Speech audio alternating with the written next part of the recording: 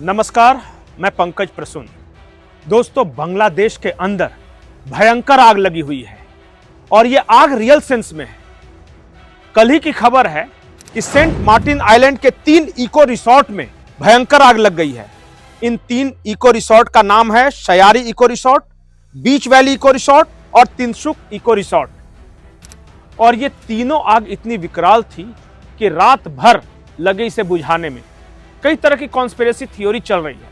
कुछ लोग कह रहे हैं कि अराकान आर्मी ने सबोटाज किया है और उस झगड़े की वजह से यह आग लगी है। तो कुछ कह रहे हैं कि बांग्लादेश की आर्मी के आपस के विवाद की वजह से यह आग लगी है। सच्चाई क्या है यह अब तक किसी को नहीं पता, लेकिन बांग्लादेश की आर्मी के अंदर क्या कुछ चल रहा है, इसे लेकर एक बहुत बड़ा खुलासा हुआ है। खुलासा यह है कि बांग्लादेश की आर्मी के आपस के विवाद बढ़ते जा रहे हैं। बांग्लादेशी फौज कुल 3 हिस्सों में बढ़ती जा रही है। पहला हिस्सा है वाकर उस जमान का, जो कि अभी मौजूदा आर्मी चीफ हैं। वाकर उस जमान के बारे में खबर यह है कि यूनुस के साथ इनके संबंध ठीक नहीं चल रहे हैं, लेकिन ये जियोपॉलिटिकल स्थितियों को देखते हुए और बांग्लादेश में जो कुछ हो रहा है उसे देखते हुए फिलहाल खामोश है। ये बैलेंस बनाकर चल रहे हैं। आपको पता होगा कि हाल ही में वाकरुज़्ज़मान ने बीबीसी को दिए एक इंटरव्यू में यह कहा था कि भारत के साथ संबंध ठीक रखना बांग्लादेश की मजबूरी है और दोनों देश एक दूसरे के साथ झगड़ा करके नहीं रह सकते। यह बात यूनुस को अच्छी नहीं लगी थी। मोहम्मद यूनुस और उसके सलाहकारों का कहना था कि वाकरुज़्ज़मान ने भारत की तरफ से बात किया और निशाने पर हम थे। उसी वक्त से दोनों के बीच से बातचीत बंद है। यह बांग्लादेश से ही एक खबर आ रही है, वहीं के अखबारों में छपी है। दूसरा गुट जो कि बांग्लादेश आर्मी के अंदर है, वो है शाहीन उल हक का गुट। शाहीन उल हक हैं कौन, पहले वो समझिए। ये साहब कमांडेंट है national defence college Mirpur cantonment Dhaka के मौजूदा। इससे पहले ये जो 22वीं विक्ट्री डे परेड हुई थी, जो स्वतंत्रता दिवस होता है उसी तरह वहां विक्ट्री डे परेड मनाई जाती है जिस दिन बांग्लादेश का निर्माण हुआ था। उस विक्ट्री डे परेड के पूरे कार्यकर्ता धर्ता यही साहब थे, शाहिद उल हक।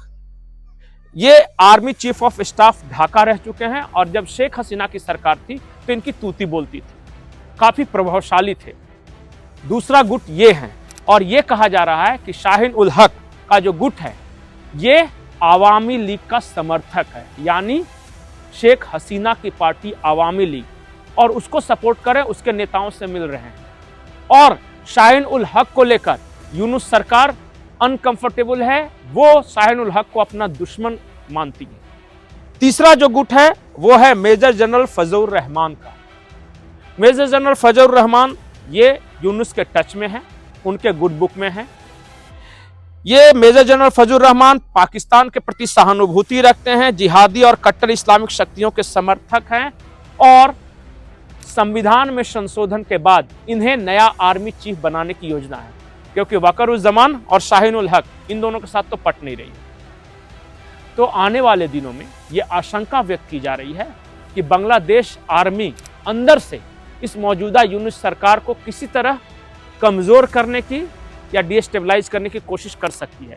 इंतजार है तो बस ये कि मौजूदा जो आर्मी चीफ है वाकरुज़्ज़मान, वो शाहीन उल हक की तरफ इंक्लाइन होते हैं या फिर यूनुस के जो आदमी है फजलुर रहमान उनकी तरफ होते हैं।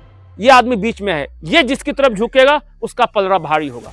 ऐसे भी बांग्लादेश में कई बार सेना द्वारा तख्ता पलट किया जा चुका और कई बार कोशिशें भी हुई है।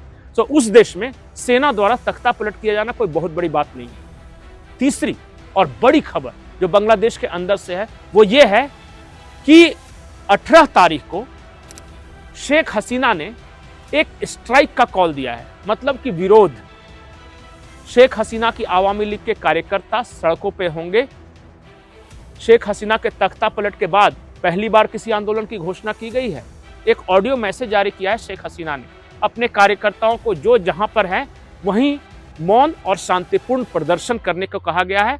और शेख हसीना के कार्यकर्ता ये मानते हैं कि लोकतांत्रिक रूप से चुनी गई सरकार को जबरदस्ती बंदूक के दम पर अपदस्थ किया गया, ये गैर कानूनी है, गैर वाजिब है। और वैसे भी बांग्लादेश का जो मौजूदा संविधान है वो कहता है कि जब तक कोई दूसरा प्रधानमंत्री इलेक्ट होकर नहीं आता तब तक जो पहले आया है वही प्रधानमंत्री माना जाता रहेगा जब तक कि अगले का शपथ ग्रहण नहीं होगा। तो मोहम्मद यूनुस जो है वो कोई इलेक्टेड प्रधानमंत्री नहीं है, उनका कोई इस तरह का फॉर्मल शपथ ग्रहण नहीं हुआ है। तो टेक्निकली बांग्लादेश के संविधान के अनुसार शेख हसीना आज भी प्रधानमंत्री हैं, बांग्लादेश के संविधान के अनुसार भी और दुनिया की नजरों में। तीसरी और बड़ी खबर यह है कि मोहम्मद यूनुस ने खालिदा जिया को एक ऑफर दिया था।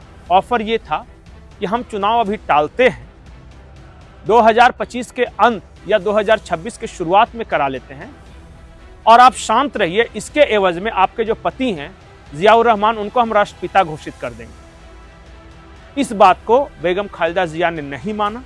बेगम खालिदा जिया का कहना है कि आपको 6 महीने के अंदर चुनाव कराने हैं, ज्यादा से ज्यादा वो मई 2025 तक का वक्त देने के लिए तैयार थी, लेकिन मोहम्मद यूनुस का कहना था कि मई 2025 नहीं, हम कराएंगे तो 2025 के अंत में या 2026 के शुरुआत में, उससे पहले नहीं। इसी वजह से नाराज होकर पहले वो मोहम्मद यूनुस से अलग हुई और उसके बाद अब बांग्लादेश छोड़कर किसी दूसरे देश में।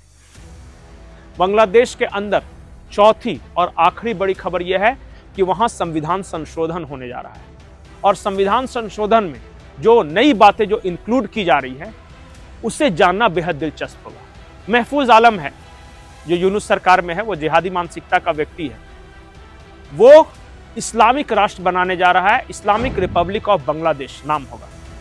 दूसरी बात, वहां से सेकुलरिज्म, सोशलिज्म, इस तरह के शब्द हटा दिए जाएंगे बांग्लादेश के संविधान से।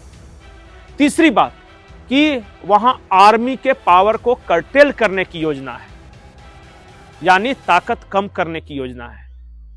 चौथी और बड़ी बात, इतिहास में यह पढ़ाया जाएगा कि जो 1971 में हुआ वो मुजीबुर रहमान और उनकी जो बेटी शेख हसीना थी वो भारत की एजेंट थी, वो जासूस थी और पाकिस्तान से हमें डिटैच कर दिया गया, ये भारत की साजिश थी, वो कोई स्वतंत्रता वगैरह नहीं था।